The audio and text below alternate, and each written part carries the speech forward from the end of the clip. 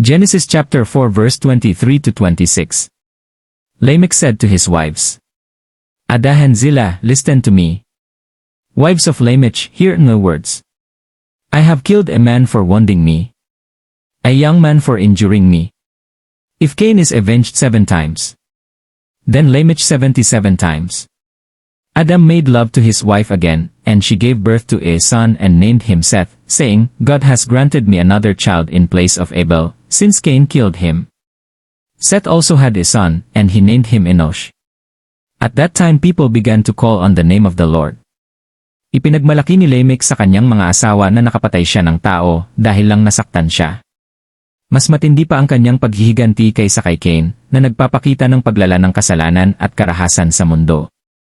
Samantala, nagkaanak muli sina Adan at Eva, si Seth, bilang kapalit ni Abel na pinatay ni Cain.